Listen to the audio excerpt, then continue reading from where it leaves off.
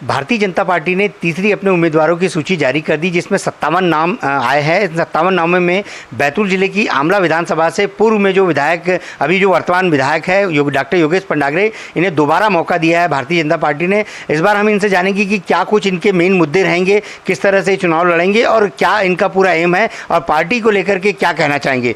योगेश जी बताएं कि इस बार पार्टी ने आपको दोबारा फिर उम्मीदवार बनाया है, क्या कहना चाहेंगे पार्टी के लिए और क्या प्रमुख मुद्दे रहेंगे आपके? मैं हमारे माननीय मुख्यमंत्री श्री शिवराज सिंह चौहान जी का और पूरे पार्टी संगठन का मैं बहुत बहुत धन्यवाद देना चाहूँगा कि उन्होंने पुनः मुझ पर विश्वास जताते हुए मुझे भारतीय जनता पार्टी का प्रत्याशी घोषित किया है। और इस बार जो मेरा ये जो कार्यकाल रहा है, जिसमें मैं अपना इफेक्टिव कार्यकाल है वो लगभग 3.5 साल का मानता हूँ। कि शुरू में तो कांग्रेस की सरकार थी, तो हम सभी जानते हैं कि उस वक्त किस तरह से कार्यकाल रहा है कांग्रेस सरकार का। लेकिन 3.5 सालों में मुख्यमंत्री जी के आश्वासन से जो सौगातें मिली है, उसने क्षेत्र में एक नई ऊर्जा का संचार किया है। हम लोगों ने यहाँ पर जो प्रमुख मुद्दे थे उन सभी को सॉल्व करने का काम किया। और मुझे खुशी होती है बताते हुए कि जनता से हम लोगों ने जो वादे किए थे वो 100% नहीं, हम लोगों ने 120% उन पे हम लोग खरे उतरे हैं। मुख्यमंत्री जी का भरपूर आशीर्वाद रहा है। और जो भारतीय जनता पार्टी ने जो जनहितैषी योजनाएं लॉन्च की है, उससे पूरे क्षेत्र में एक अलग ही ऊर्जा दिख रही है। हम जहाँ पे भी जा रहे हैं, महिलाओं में, खासतौर से बेटियों में एक अलग भाव है मुख्यमंत्री के लिए, भारतीय जनता पार्टी के लिए। तो निश्चित रूप से हम सबको साथ में लेकर हम लोग आगे बढ़ते हुए पुनः एक बार भारतीय जनता पार्टी का परचम वहाँ पर आमला में लहराने वाले और निश्चित रूप से विजय हमारी होगी। ये बताएं कि जिस तरह से आपको लग रहा है कि आमला विधानसभा इस समय ऐसा लग रहा है जैसे कोई क्रिटिकल मसला आ गया, जैसे निशा बांगरे का हो या कांग्रेस पार्टी हो, अपने उम्मीदवार अलग से खड़ा करना चाह रही है किसी तरह से आपको डैमेज करे, क्या आपको लगता है कि इन सब का असर आपके इस चुनावी पूरे अपना माहौल में पड़ेगा? मैं ये जो सोशल मीडिया पे अपनी पोस्ट डालते हैं, मैं इस आधार पे अपना चुनाव नहीं लड़ता हूँ। मैं जनता के बीच में पहुँचा हूँ, ऐसा कोई गांव नहीं, ऐसा कोई ढाना नहीं मैं जहाँ पे जनता के बीच में नहीं पहुँचा हूँ, जहाँ पे मेरी जनता से कनेक्टिविटी नहीं है। हम सिर्फ सोशल मीडिया के माध्यम से अपने आप को ये मान ले कि सब लोग हमको जान रहे और हम चुनाव जीत रहे, तो ऐसा कभी नहीं होता है। आपको जनता के बीच में पहुँचना होता है और मैंने वो काम किया है। तो इसलिए मैं इस चीज़ की परवाह नहीं करता कि मेरे सामने कौन आएगा, कांग्रेस का जो प्रत्याशी हो, किसी भी पार्टी का कोई भी प्रत्याशी हो, मैं अपनी जनता के साथ और अपने कार्यकर्ताओं के साथ चुनाव लड़ने वाला और जनता के आश्वासन से हम पुनः बहुमत प्राप्त करने वाले, चाहे सामने कोई भी प्रत्याशी हो, क्योंकि हम लोगों ने जनता के लिए काम किया है। हर व्यक्ति से मेरी कनेक्टिविटी है। जो फ़ोन पे मुझे अपनी समस्या बता देते थे, मैं उनको भी सॉल्व करने की कोशिश करता था, उनके बीच में पहुँच के उनकी समस्याओं को सुनता था, उनका निराकरण करते थे। मुख्यमंत्री का आशीर्वाद तो आप सभी को पता है कि किस तरह से भरपूर आशीर्वाद आमला क्षेत्र को मिला और इतने बड़े बड़े काम हुए हैं। और बहनों की तो बात ही अलग है। आज बहनें जिस तरह से मुख्यमंत्री जी को आशीर्वाद देने के लिए तैयार है, तो कोई शक ही नहीं हमको कि हम चुनाव नहीं जीत रहे हैं। देखिए आप से चुनाव जीतने वाले, पिछली बार से बेहतर हम लोग इस बार रिजल्ट लाने वाले हैं। आप पेशे से डॉक्टर हैं, आपको लगता है कि आपका जो एरिया है, इससे मेडिकल को लेकर के कुछ नया आयाम स्थापित होना चाहिए? बड़े जो हॉस्पिटल्स है, जैसे मुख्यालय पर आप है, आपका जो क्षेत्र है ट्रैवल एरिया भी है, कुछ अच्छा एरिया भी है जहाँ पर लोगों को कहीं ना कहीं बीमारियों से निजात पाने के लिए ज़रूरत पड़ती डॉक्टर की। आप खुद भी डॉक्टर है, क्या कुछ फैसिलिटी अवेलेबल कराएंगे अब विधानसभा क्षेत्र में? अवेलेबल हम लोग लगातार करवा रहे हैं। ऐसा नहीं कि मेरा जो ये कार्यकाल रहा है इसमें हम लोगों ने स्वास्थ्य सेवाओं के विस्तारीकरण के लिए और कुछ नहीं किया।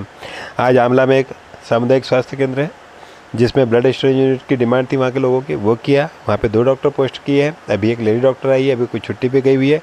साथ में 4 डॉक्टर की और पोस्टिंग हुई है। तो स्वास्थ्य सुविधाओं का विस्तारीकरण तो हो रहा है, उसमें कहाँ शक है।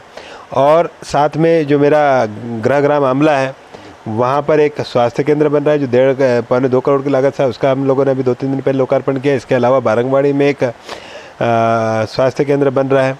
इसके अलावा अभी मैं 3 दिन पहले 4 उप स्वास्थ्य केंद्र के भवन का हम लोग भूमि पूजन करके आए। तो हर जगह स्वास्थ्य सेवा का विस्तारीकरण तो सरकार की प्राथमिकता में है, तो हम लोग लगातार ये प्रयासरत हैं। मुख्यमंत्री जी की जो लाडली लक्ष्मी योजना है, ज़्यादातर क्रेज उसमें आज देखने को मिल रहा है। लाडली लक्ष्मी योजना हो गई, लाडली बहना योजना हो गई है, और जो दूसरे तरह की योजना है मुख्यमंत्री जी की, आपको लगता है कि ये सारी योजनाएं कहीं ना कहीं मतलब यथार्थ सिद्ध होगी और आपके चुनाव में मतलब सफलता आपको दिलाएगी? आज जिस तरह से बहनों की संख्या हम लोगों को, हम जिस भी कार्यक्रम में जा रहे हैं, बहनें स्वतः कार्यक्रमों में आकर मुख्यमंत्री जी का आशीर्वाद और हम लोगों का आशीर्वाद दे रही है। तो ये दिखा रहा है कि बहनों का किस तरह से आशीर्वाद भारतीय जनता पार्टी को मिल रहा है।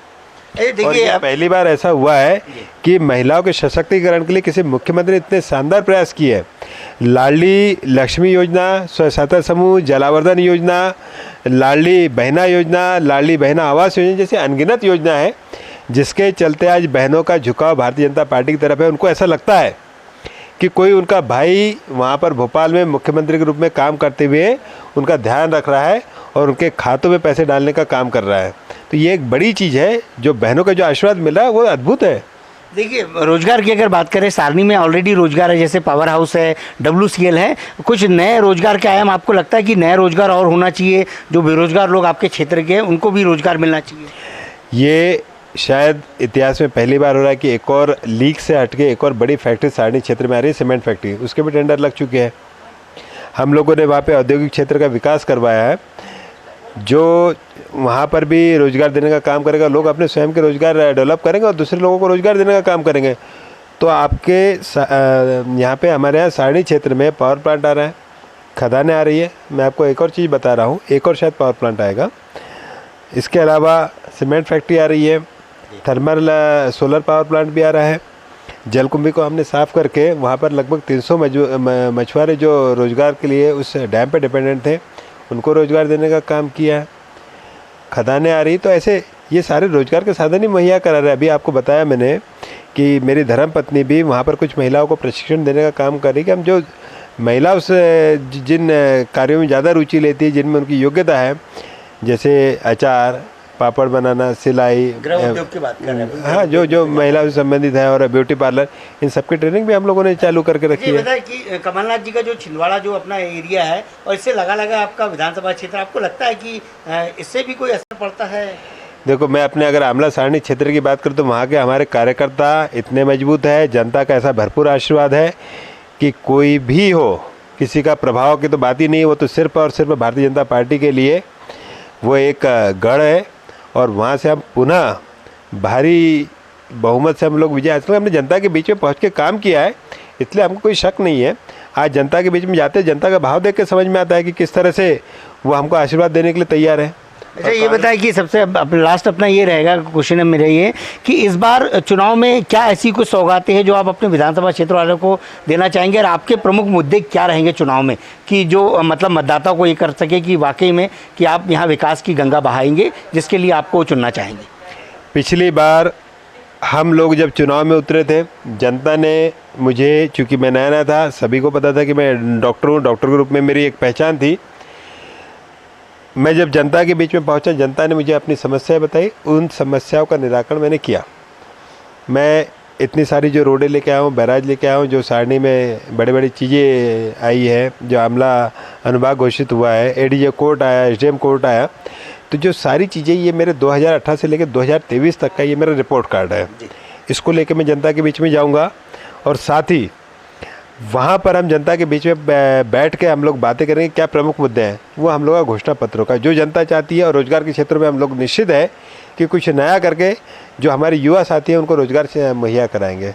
देखिए, ये डॉक्टर योगेश पंडागरे जी है, जो दोबारा इन्हें पार्टी ने भरोसा जताकर इनको टिकट दी। इनका कहना है कि मुख्यमंत्री जी की लाडली लक्ष्मी योजना हो, चाहे लाडली बहना योजना हो, सारी मतलब योजनाएं कहीं ना कहीं आम मतदाताओं को इस बात के लिए ताकीद करती है कि पार्टी विकास कर रही है। और इनका ये कहना है कि जिस तरह से महिलाओं के लिए अब नए रोजगार, जो इनकी धर्मपत्नी भी इनके साथ मिल करके कर रही है कि रोजगार उनको मुहैया करवाए, गृह उद्योग हो चाहे दूसरे उद्योग हो, कहीं ना कहीं महिलाओं के रोजगार की भी ये बात कर रहे हैं। इनका ये कहना है कि जो इन्होंने आज तक किया है, ये इनका 2018 का विजन था, जिसको इन्होंने सफल बनाया, और आज इस सफलता की वजह से ही इन्हें वापस फिर से दोबारा टिकट मिली और मौका मिला है कि फिर से ये मतलब आम जनता की सेवा करे और जनता के बीच में जाकर के वो सारे मुद्दे गिनाएंगे। अब तो ये मतलब चुनावी समय है, चुनावी समय मतदाता किस तरह से इनके साथ चलता है, क्या विजय मिलती है और किस तरह से इनका पूरा माहौल बनता है, ये तो आने वाला समय ही बताएगा। लेकिन ये कह सकते हैं कि योगेश पंडागरे जी एक मतलब दमदार उम्मीदवार जैसे नजर आ रहे हैं, क्योंकि इन्होंने बहुत सारा कुछ काम किया है जिसको लेकर जनता शायद इनको आशीर्वाद भरपूर